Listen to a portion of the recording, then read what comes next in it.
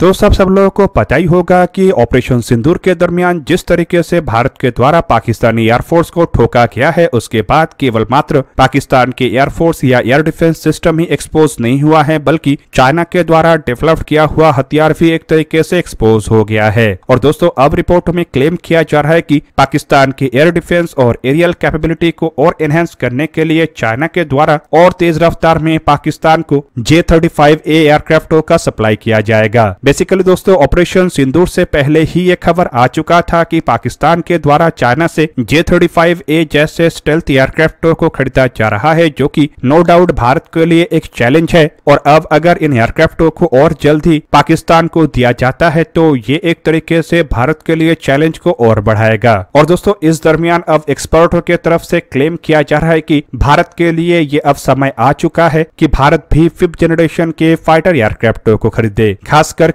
Russian Sukhoi Su-57 या फिर अमेरिकी F-35 एयरक्राफ्टों में से भारत को किसी एक एयरक्राफ्ट को खरीदना चाहिए, ताकि चाइना पाकिस्तान के ये स्टेल्थ एयरक्राफ्टों के जोड़ को या फिर कहे तो गठबंधन को तोड़ा जा सके। अब दोस्तों, ऑपरेशन सिंदूर से काफी पहले ही ये खबर में दावा किया गया था कि पाकिस्तान के द्वारा चाइना से करीब 40 J-35 एयरक्राफ्टों को खरीदा जा रहा है। इवन दोस्तों, पाकिस्तानी मीडिया के तरफ से तो एक कदम आगे बढ़ के ये तक क्लेम किया जा रहा है कि पाकिस्तानी एयरफोर्स के पायलट चाइना के अंदर J-35 एयरक्राफ्टों को फ्लाई करने के लिए ट्रेनिंग भी ले रहे हैं। जबकि कुछ अन्य मीडिया के तरफ से कुछ महीने पहले क्लेम किया गया था कि पाकिस्तान को आने वाले 2 साल के अंदर J-35A एयरक्राफ्ट मिलेगा और पाकिस्तान और चाइना के बीच में इन एयरक्राफ्टों को लेके ऑलरेडी डील हो चुका है। अब दोस्तों, ऐसे में जहां पे चाइना के स्टेल्थ एयरक्राफ्ट भारत के लिए केवल मात्र नॉर्दर्न और नॉर्थ ईस्ट सेक्टर में ही एक खतरा बना हुआ था, तो वहीं पे अब पाकिस्तान के साथ लगे हुए बॉर्डर रीजन में भी ये एयरक्राफ्ट जहां पे धीरे धीरे करके खतरा बन रहा है, तो वहीं पे आप लोगों को ये भी बता दूं कि अब जल्द से जल्द एयरक्राफ्टों के डिलीवरी देने को लेके जो खबर आ रहा है वो भारत के लिए इस खतरे को और बढ़ाएगा।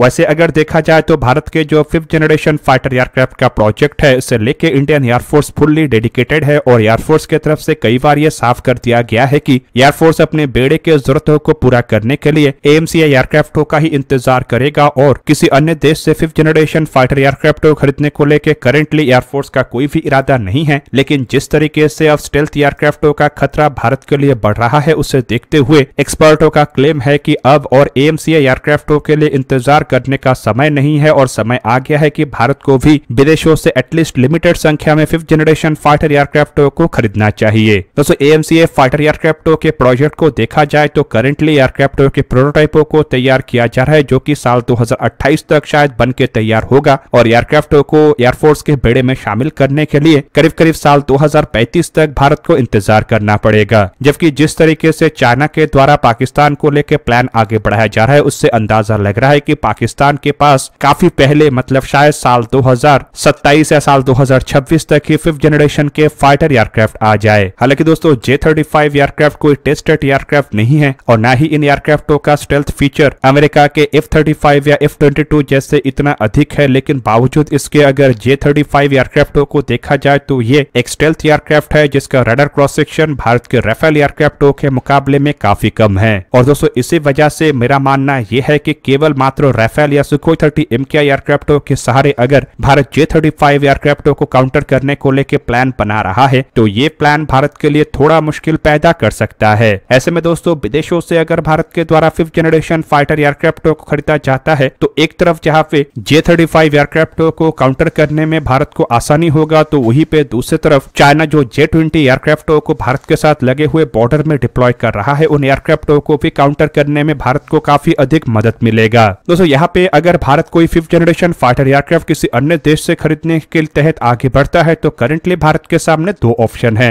जिनमें एक तो है अमेरिका के F-35 जैसे फाइटर एयरक्राफ्टों का ऑप्शन, जबकि दूसरा है रशिया के सुखोई Su-57 का ऑप्शन। अब दोस्तों, एक समय तक अमेरिका के F-35 एयरक्राफ्टों को भारत के लिए कंसिडर नहीं किया जा रहा था और यही माना जा रहा था कि अमेरिका कभी भी ऐसे एयरक्राफ्ट भारत को नहीं देगा, क्योंकि भारत रशिया के क्लोज तरीन एलाई है और भारत के द्वारा S-400 का उपयोग किया जा रहा है। पर फरवरी महीने में जब प्रधानमंत्री श्री नरेंद्र मोदी अमेरिका के दौरे पे गए थे, तब अमेरिकी प्रेसिडेंट डोनाल्ड ट्रंप के तरफ से एक तरीके से F-35 भारत को बेचने को लेकर अनुमति दिया गया था। इवन JD वैंस जब भारत के दौरे पे आए थे, तब भी इनके द्वारा भारत के सामने F-35 फाइटर एयरक्राफ्ट बेचने को लेकर एक इशारा रखा गया था। लेकिन दोस्तों, पिछले 2-3 हफ्ते के अंदर जो सिनेरियो है वो काफी अधिक बदल चुका है, क्योंकि भारत पाकिस्तान के लड़ाई के दरमियान जिस तरीके से अमेरिकी मीडिया के द्वारा भारत के खिलाफ प्रोपेगेंडा किया गया और जिस तरीके से भारत ने अमेरिकी हथियारों को मार गिराया है, वो साफ करता है कि F-35 अगर भारत के द्वारा खरीदा जाता है तो ये भारत के लिए एक बहुत बड़ा गलती हो सकता है, क्योंकि इससे अमेरिका के जो डिक्टेटरशिप की नीति है वो भारत के लिए भी स्ट्रांग होगा और जो अमेरिका भारत को करंटली किसी भी तरीके से काबू नहीं कर पा रहा है, वो F-35 फाइटर एयरक्राफ्टों के बलबूते पे भारत को काबू करने का या फिर अपने टर्म्स एंड कंडीशन में नचाने का प्रयास करेगा। जबकि दोस्तों भारत के लिए जो दूसरा ऑप्शन है वो है सुखोई Su-57 फाइटर एयरक्राफ्ट का। दोस्तों ये फाइटर एयरक्राफ्ट रशिया की तरफ से डेवलप किया गया है और करंटली F-35 जैसे इतने अधिक ताकतवर एयरक्राफ्ट के रूप में सुखोई Su-57 को तो नहीं देखा जाता है, लेकिन अमेरिका के एयरक्राफ्टों के बाद दुनिया के सबसे स्टेल्थ और ताकतवर तरीन एयरक्राफ्ट के रूप में सुखोई Su-57 को ही माना जाता है। इवन दोस्तों इन एयरक्राफ्टों के स्टेल्थ कैपेबिलिटी और टेक्नोलॉजिकल जो एडवांसमेंट है वो चाइनीज एयरक्राफ्टों से भी बेहतर है।